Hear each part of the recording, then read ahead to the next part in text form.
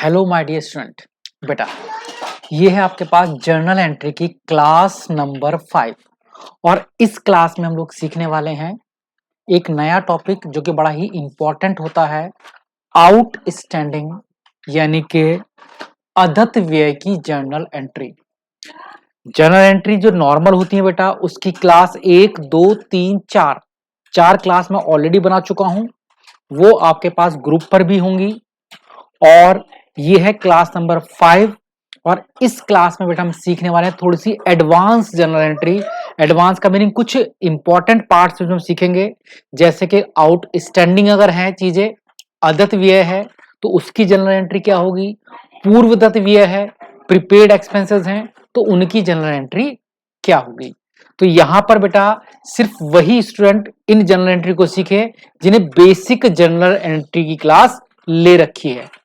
यदि आपने हमारी बेसिक जर्नल एंट्री क्लास नहीं ली, आप मुझे व्हाट्सएप पर मैसेज कर सकते हैं, उस पर मैं आपको एक लिंक सेंड कर दूंगा जिससे आपके पास बाकी जर्नल एंट्री की क्लासेस आ जाएंगी। तो स्टार्ट करते हैं जर्नल एंट्री की क्लास नंबर 5 जिसमें हम पढ़ेंगे आउटस्टैंडिंग या प्रीपेड एक्सपेंसेस के बारे में जर्नल एंट्री। तो सबसे पहले बात करते हैं आउटस्टैंडिंग एक्सपेंस यानी कि अदत्त व्यय की। अब आप में से बहुत सारे ऐसे बच्चे होंगे जिन्हें यही नहीं पता कि ये अदत्त व्यय क्या होते हैं, यानी कि ये आउटस्टैंडिंग एक्सपेंस क्या होते हैं। अदत्त व्यय का मतलब होता है वे खर्चे जो आपको देने तो थे बट अभी तक आपने उनका भुगतान नहीं किया, उन्हें हम क्या बोलते हैं हिंदी में, अदत्त व्यय, और अंग्रेजी में क्या बोलते हैं बेटा, आउटस्टैंडिंग एक्सपेंस। ऐसे खर्चे जिनका भुगतान करना था बट अभी तक आपने उनका भुगतान नहीं किया। तो ये बेटा क्या होता है, भुगतान करना तो था बट अभी तक हमने उनका भुगतान नहीं किया, उसे क्या बोलते हैं बेटा, आउटस्टैंडिंग एक्सपेंस। और इस केस में जर्नल एंट्री कैसे बनाई जाती है, तो सबसे पहले देखते हैं बेटा। फर्स्ट लिखा है बेटा हमारे पास 5,000 रुपए का किराया देना बाकी है। पहली जर्नल एंट्री दे रखी है बेटा, 5,000 रुपए का किराया देना बाकी है। हम सभी को पता है अगर किराया दे दिया, अगर किराया दे दिया तो जर्नल एंट्री क्या होती, मान लो लिखा होता 5,000 रुपए का किराया दिया, किराया दिया, किराया खर्च होता है और खर्च की क्या जर्नल एंट्री होती है बेटा, खर्च किराया को हम क्या बोलते हैं, rent account debit to cash. ये होती बेटा अगर लिखा होता 5,000 रुपए का किराया दे दिया। ये जर्नल एंट्री बेटा मैंने किसकी बनाई है, 5,000 रुपए का किराया दे दिया, बट क्वेश्चन में दे रखा है 5,000 रुपए का किराया देना बाकी है, दिया नहीं है। अगर दे दिया होता तो हम पता बेटा खर्च डेबिट होते हैं, rent account debit to cash, cash गया, पर यहां तो दिया ही नहीं है तो कैश तो गया ही नहीं है। तो हम क्या लिखेंगे, कैश की जगह पर, कैश की जगह पर हमें शब्द यूज करना है आउटस्टैंडिंग रेंट। किराए को बोलते हैं आउटस्टैंडिंग रेंट। याद रखना किराया दे दिया तो rent account debit to cash, cash गया, और किराया देना बाकी है तो rent account debit to outstanding rent, O और ऑब्लिक एस, आउटस्टैंडिंग रेंट। अगर किराया दे दिया तो रेंट टू कैश, किराया देना बाकी है, rent account debit to outstanding rent account. अच्छा सर, 7,000 रुपए का वेतन देना बाकी है, इसकी जनरल एंट्री क्या होगी, वेतन देना बाकी है। पहले सोचो अगर वेतन दे दिया तो जनरल एंट्री क्या होती, अगर वेतन दे दिया तो जनरल एंट्री क्या होती, वेतन को क्या बोलते हैं बेटा अंग्रेजी में, सैलरी। जनरल एंट्री होती है बेटा salary account debit to cash, salary account debit to cash, क्योंकि हमने वेतन दे दिया। लेकिन क्या दे रखा है, वेतन देना बाकी है, दिया नहीं है, सैलरी दी नहीं है, सैलरी देनी बाकी है। यानी कि सैलरी अकाउंट डेबिट, क्योंकि सैलरी तो खर्च था, टू में कैश, कैश गया, पर यहां तो देना बाकी है तो कैश तो गया ही नहीं है, तो टू कैश नहीं लिखेंगे, टू में क्या लिखेंगे बेटा, हम टू में लिखेंगे आउटस्टैंडिंग और नीचे क्या लिख देंगे, सैलरी अकाउंट। यानी कि जब कोई चीज देनी बाकी होती है तो वो हमारे एक तरह से बेटा लायबिलिटी होती है, उधार, और उधार हमेशा क्या होते हैं, क्रेडिट होते हैं। सिंपल सा समझ लो, किराया दे दिया तो rent account debit to cash, नहीं दिया rent account debit to outstanding rent account. Salary दे दी, salary account debit to cash, salary नहीं दी, salary account debit to outstanding salary account. वैसे ही 5,000 रुपए की मजदूरी देनी बाकी है, 6,000 रुपए की क्या देनी बाकी है भाई, मजदूरी देनी बाकी है। मजदूरी को अंग्रेजी में क्या बोलते हैं, मजदूरी को बोलते हैं बेटा वेजेस। अगर दे देते तो wages account debit to cash, और अगर देना बाकी है तो wages account debit to outstanding wages account. क्या बनेगी, आउटस्टैंडिंग वेजेस अकाउंट। और ऐसे ही 3,000 का कमीशन देना बाकी है तो कमीशन अकाउंट डेबिट, और टू में क्या लिखेंगे, outstanding commission account. Commission account debit to outstanding commission account. तो ये रही आपके पास आउटस्टैंडिंग यानी कि अदत्त व्यय की जर्नल एंट्री, जो खर्च करने थे बट अभी तक नहीं किए, जो पेमेंट देना था बट अभी तक आपने पेमेंट नहीं दिया। अब आते हैं पूर्वदत्त व्यय के ऊपर। पूर्वदत्त व्यय का मतलब होता है ऐसे खर्चे जिनका आप पहले से ही भुगतान कर चुके हो, वे खर्च जिनका भुगतान आप पहले ही कर चुके हो। जैसे कि इस महीने का किराया आपने पहले ही दे दिया, ठीक है, इस महीने की सैलरी आपको पहले ही मिल गई।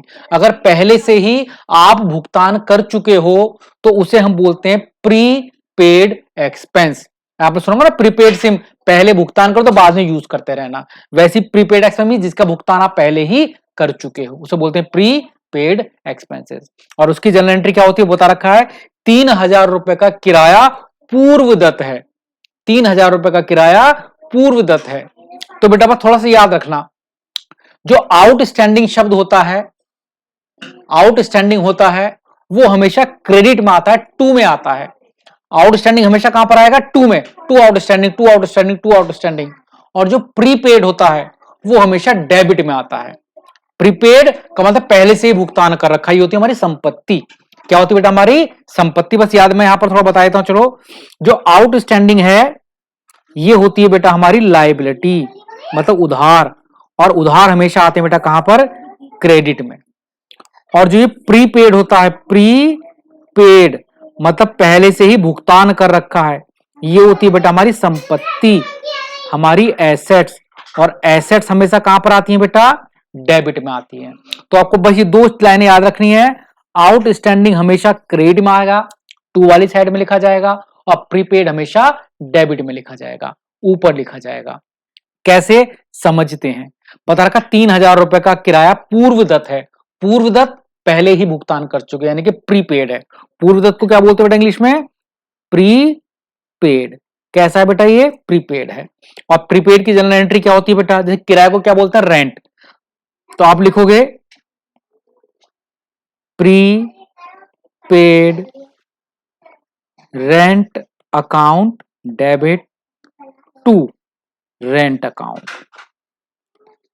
इसमें भी कैश कहीं नहीं आएगा, पहले ही दे चुके, अब नहीं दिया। किराया इस महीने का पहले ही दे चुके। और याद रखना प्रीपेड हमेशा क्या होता है, डेबिट।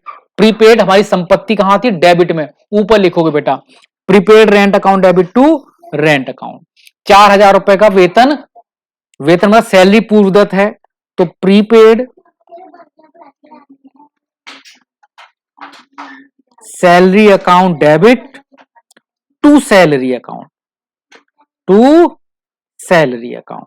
कितने रुपए की भैया, 4,000 रुपए की। देखो भैया समझना क्या था, समझना ये था चाहे प्रीपेड हो चाहे आउटस्टैंडिंग हो, उसमें बस याद रखना जो प्रीपेड है वो डेबिट में लिखना है, जो आउटस्टैंडिंग है वो क्रेडिट में लिखना है। देखो मैं एक ही चीज की दो जनरल एंट्री बना रहा हूं बेटा।